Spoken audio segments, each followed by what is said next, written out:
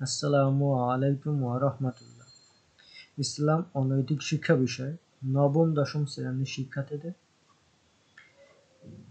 বার্ষিক পরীক্ষার প্রস্তুতি হিসেবে তৃতীয় অধ্যায় থেকে আমি আলোচনা করব এবং পাঠ শেষে তোমাদের জন্য কিছু বাড়ির কাজ থাকবে। আশা করি সকলেই বাড়ির কাজগুলো খাতায় লিখে ছবি তুলে অবশ্যই আমার ইনবক্সে পাঠাবে। সালাত। শিক্ষার্থী বন্ধুরা, তোমরা সালাত শব্দের সাথে, সালাত বা নামাজ শব্দের সাথে পরিচিত আছো। দৈনিক ধনী গরিব প্রতিটি ব্যক্তির ক্ষেত্রে ৫ ওয়াক্ত নামাজ বা সালাত আদায় করা ফরজ। ধনীদের ক্ষেত্রে ঈমান, সালাত, সাওম এবং গরিবদের ক্ষেত্রেও একই প্রযোজ্য। ধনীদের ক্ষেত্রে বাড়তি হজ এবং যাকাত। এটা ইসলামের ৫টা স্তম্ভ। যদি একটা ঘরকে দাঁড় করাইতে হয়, সেই ঘরে যদি ৫টা খুঁটি থাকে, সেই খুঁটির একটা খুঁটি যদি নড়বড়ে থাকে, তাহলে কি অবস্থা হবে বোঝার চেষ্টা করো। সালাত আরবি শব্দ, ফার্সি শব্দ হলো নামাজ। এর অর্থ দোয়া, ক্ষমা প্রার্থনা করা, রহমত বা দয়া কামনা করা। আমরা যেহেতু সালাতের মাধ্যমে আল্লাহ তাআলার নিকট দয়া ক্ষমা প্রার্থনা করে থাকি, তাই একে সালাত বলা হয়। ইসলামের যে ৫টা রোকন বা স্তম্ভ আছে, তার দ্বিতীয়টি হলো সালাত। ঈমানের পরে সবথেকে মজবুত স্তম্ভই হলো সালাত। মহানবী সাল্লাল্লাহু আলাইহি সাল্লামের জামানায় সাহাবী আজমাইন যখন সালাতের মাধ্যমে আল্লাহ তাআলার সাথে কথা বলার সুযোগ পেলেন, তখন তারা মহা খুশি হয়ে যান। এ সম্পর্কে মহানবী হযরত মুহাম্মদ সাল্লাল্লাহু আলাইহি ওয়াসাল্লাম বলেছেন, ইসলাম ৫টি স্তম্ভের উপর প্রতিষ্ঠিত। এর সাক্ষ্য দেয়া যে আল্লাহ ছাড়া কোনো ইলাহ নেই এবং হযরত মুহাম্মদ সাল্লাল্লাহু আলাইহি ওয়াসাল্লাম আল্লাহর রাসূল। এটা ঈমানের বাক্য, কালেমার বাক্য।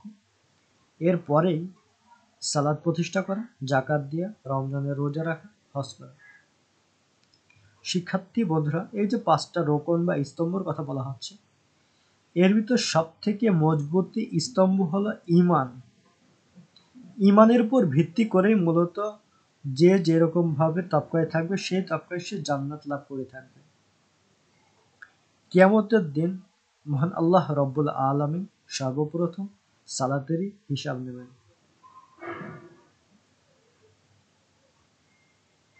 আল্লাহ রব্বুল আলামিন মুমিনের ওপর দৈনিক ৫ বার সালাত ফরজ আবশ্যক করেছেন। তা হলো ফজর, জোহর, আসর, মাগরিব, এশা। সালাত একজন মুমিনকে বিশ্বাসী, মন্দ ও গর্হিত কাজ থেকে বিরত রাখে। আল্লাহ তাআলা এই সম্পর্কে বলেন, বিসমিল্লাহির রহমানির রহিম, ইন্নাস সালাতা তানহা আনিল ফাহশাই ওয়াল মুনকার। নিশ্চয় সালাত মানুষকে অশ্লীল ও খারাপ কাজ থেকে বিরত রাখে। সূরা আল আনকাবুত আয়াত নম্বর ৪৫।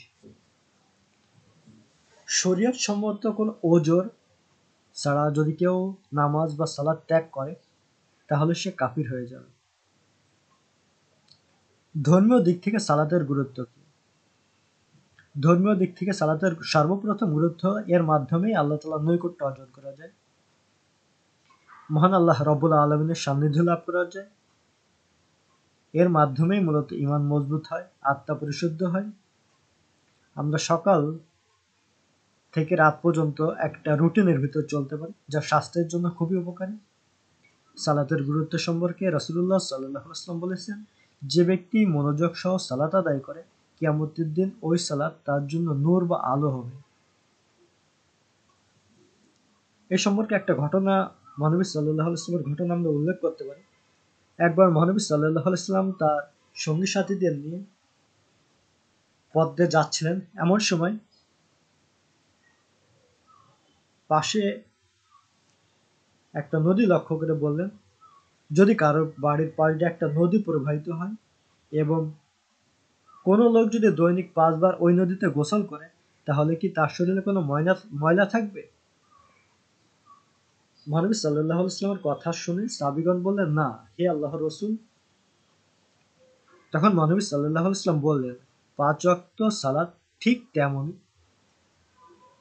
তার দ্বারা তার গুনাহসমূহ দূর করে দেয়। মহানবী সাল্লাল্লাহু আলাইহি ওয়াসাল্লাম আরো বলেছেন, সালাত হলো ঈমান ও কুফরের মধ্যে পার্থক্যকারী।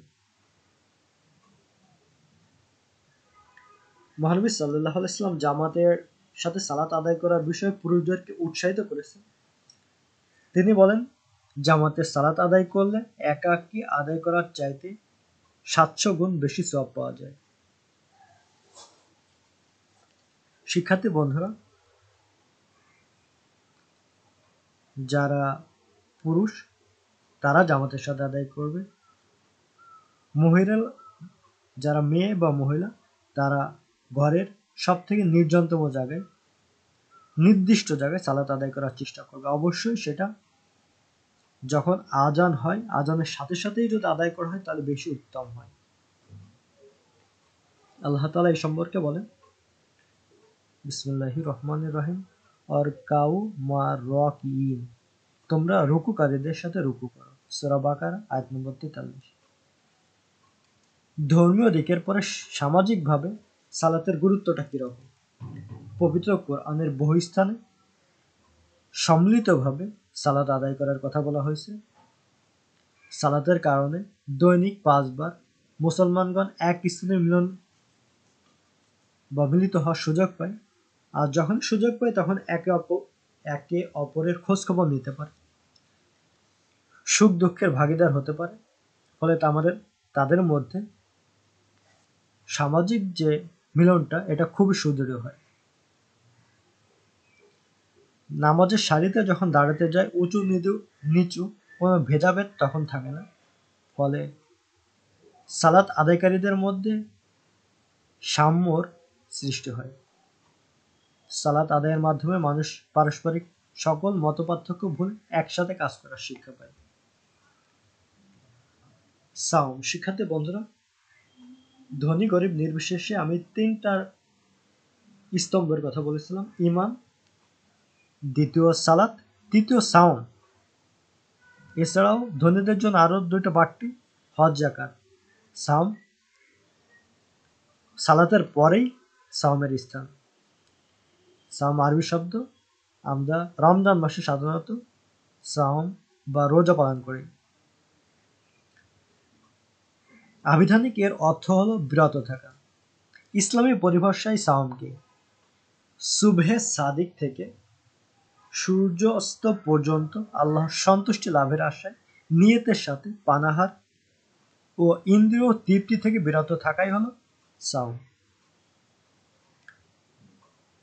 প্রাপ্তবয়স্ক প্রত্যেক নারী ও পুরুষের উপর রমজান মাসের 1 মাস রোজা পালন করা ফরজ। সাওমের নৈতিক শিক্ষা। সাওম কেবল আমাদের উপর ফরজই নয়, বরং পূর্বের সকল নবী রাসূলের উম্মতের উপর ফরজ ছিল। এর মাধ্যমে সাওম পালনকারীদের মধ্যে আত্মিক উৎকর্ষ সাধিত হয়। এর মাধ্যমেই মানুষের মনে তাকওয়া, আল্লাহ ভীতি, আল্লাহ তাআলা যে জিনিসটা সব থেকে বেশি ভালোবাসেন সেটা হলো তাকওয়া। তাকওয়ার গুণেই মূলত ওলি আল্লাহরা, তোমরা যদি শিক্ষার্থীরা খেয়াল করে থাকো, বিখ্যাত এমন বুজুর্গ আছে যিনি কিনা ইমাম বুখারী রাহমাতুল্লাহ আলাইহি সম্পর্কে বলতে পারেন, তিনি জানতে পারলেন এরকম ভাবে একটা বকরি কারোর বাড়ি থেকে চুরি হয়েছে। একটা বকরি কতদিন বাঁচতে পারে? 5 বছর 6 বছর। তিনি জানার পর অতদিন পর্যন্ত কখনো বকরির গোশত আর খান নাই। মহান আল্লাহ তাআলা বলেন, আর এটা করার মূল কারণ ছিল তার ভিতর তাকওয়া, আল্লাহ ভীতি ছিল। ক্ষুধা ও তৃষ্ণায় কাতর হয়েও মানুষ আল্লাহ তাআলার ভালোবাসা ও ভয়ে কিছুই পানাহার করে না ও ইন্দ্রিয় তৃপ্তি লাভ করে না। মহান আল্লাহ রাব্বুল আলামিন সূরা আল বাকারা 183 নম্বর আয়াতে বলেন, বিসমিল্লাহির রহমানির রহিম, কুতিবা আলাইকুমুস সিয়াম কামা কুতিবা আলাল লাযিনা মিন ক্বাবলিকুম লাআল্লাকুম তাত্তাকুন। তোমাদের ওপর সাওম রোজা ফরজ করা হয়েছে যেমন করা হয়েছিল তোমাদের পূর্ববর্তীদের উপর, যেন তোমরা তাকওয়া আল্লাহ ভীতি অর্জন করতে পারো। মানুষ লোভ লালসা, হিংসা বিদ্বেষ, ক্রোধ ক্ষোভ কামভাবের বশবর্তী হয়ে অনেক মন্দ কাজে লিপ্ত হয়। সাওম মানুষকে এসব কাজ থেকে মুক্ত থাকতে শেখায়। সাওম হলো কোনো ব্যক্তি ও তার মন্দ কাজের মধ্যে ঢাল স্বরূপ। মহানবী সাল্লাল্লাহু আলাইহি সাল্লাম বলেন,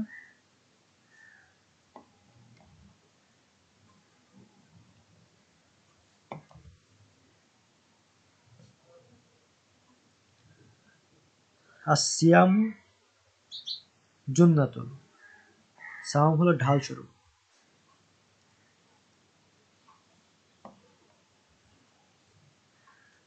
সামাজিক দিক থেকে সাওমের গুরুত্ব, এর মাধ্যমে মূলত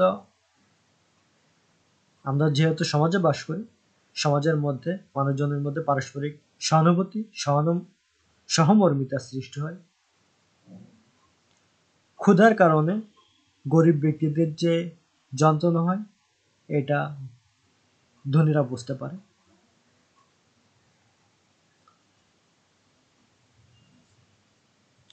এর ফলে অসহায় মানুষের প্রতি মানুষজনের সহানুভূতি সহমর্মিতার ভাব জাগ্রত হয়। মহানবী সাল্লাল্লাহু আলাইহি ওয়াসাল্লাম বলেছেন, এই মাস হলো সহানুভূতির মাস। রমজান মাসে রাসূলুল্লাহ সাল্লাল্লাহু আলাইহি ওয়াসাল্লাম অন্যদের দান সদকা করতে যেমন উদ্বুদ্ধ করেছেন, তেমনি নিজেও খুব দান সদকা করতেন। হযরত ইবনে আব্বাস রাদিয়াল্লাহু তাআলা আনহু বলেন, রাসূলুল্লাহ সাল্লাল্লাহু আলাইহি ওয়াসাল্লাম লোকদের মধ্যে অধিক দানশীল ছিলেন। বিশেষ করে রমজান এলে তার দানশীলতা আরো বেড়ে যেত।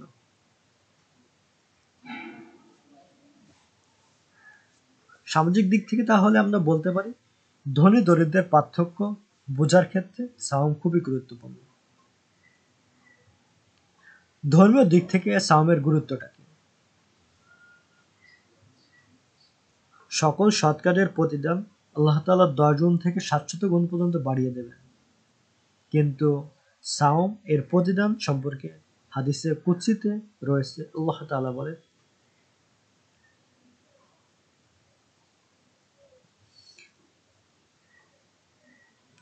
সাওম আমার জন্য এবং আমি এর নিজের প্রতিদান দেব।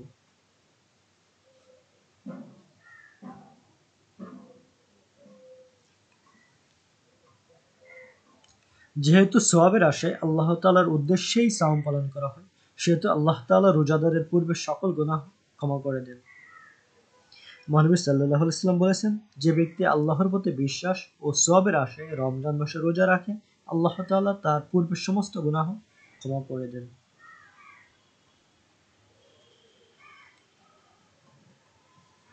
যেহেতু এটা একটা ফরজ কাজ, সালাতের মতন সাওমও ফরজ কাজ, সেক্ষেত্রে কেউ যদি এটা অস্বীকার করে, অবিশ্বাস করে, তাহলে সে অবশ্যই কাফির হয়ে যাবে।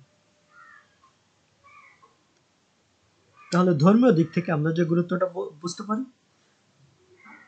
একটু চিন্তা করে দেখো, সালাত কিন্তু মানুষজনের ক্ষেত্রে দেখানো সুযোগ হয়। সাওমের ক্ষেত্রে মন চাইলে আমরা ঘরের ভিতর লুকাই কিছু খেয়ে নিতে পারি, অথবা কোনো জায়গায় লুকাই আমরা কিছু পান করে নিতে পারি। কিন্তু কেন খায় না, কেন পান করে না?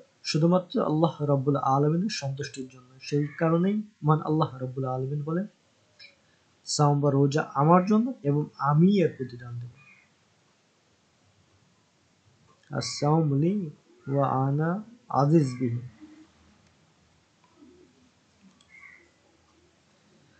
সামাজিক দিক থেকে সাওমের গুরুত্বটা কি?